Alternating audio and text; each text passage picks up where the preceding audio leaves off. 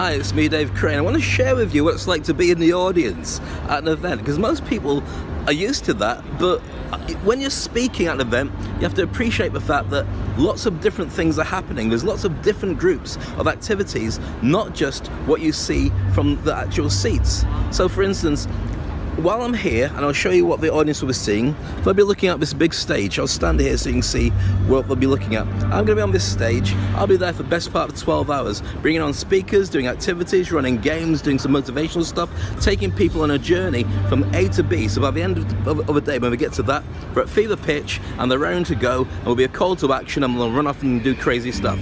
But if you're in the audience, you've got your own world going on.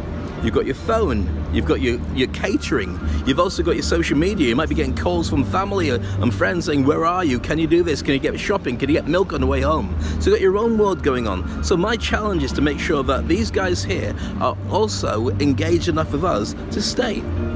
Then you've got over here, and I'll walk you along a little bit so you can see a better view of what we're talking about. So these are the ranks of all the people sitting, and you've got people around you that are talking to you, people around you that are distracting you, so you've got to make sure that everybody's on the same kind of page. But you also got to make sure, if you're coming into an event like this, what I like to do is sit as close to the front as possible, because then there's less distractions. If you sit near the back, then anything can make a difference. You feel there's distance, and you feel that you haven't got the same amount of relationship with the audience as you can do. Now over on this side here, as I backtrack and don't fall over, you see the booths of interpreters. These guys are going to be sitting there, and in 7 different languages, they're going to be translating exactly what I say to the audience. And the audience is going to pick up on it in a way that hopefully will get them back to me. It's like a game of tennis talking to an audience.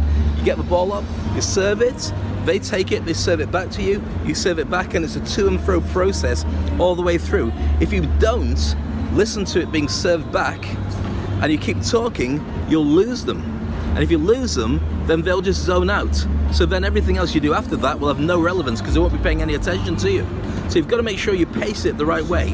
And if working for a translator, it's difficult because your pacing is not going to be so visual. You can't see on people's faces whether they got what you said, because they would get it straight away if that was their language. Alternatively, what they're going to do is get what these people are saying, and then they'll respond back to you.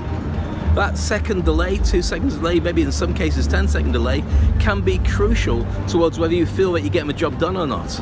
But you have to have faith that if you're good at what you do, you're going to make it work anyway.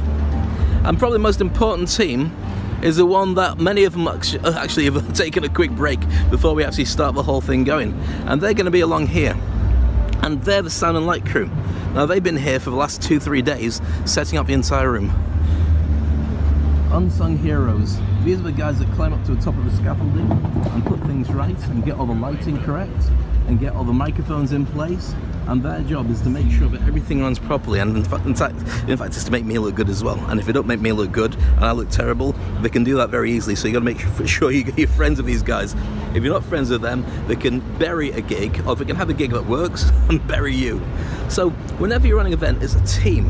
It's not just you, there's a number of other things and other factors that are involved. And whether you're sitting in the audience, like everybody will be here, or you're running the event, like these guys are there, or like myself and Javier and the rest of the team, you're running about making sure everything comes together. Your part is partly in trust, where if everyone does their job, you end up with an amazing result. But you've also got one more challenge. What is the audience going to do? And when you're good at the whole thing, you've got a great event.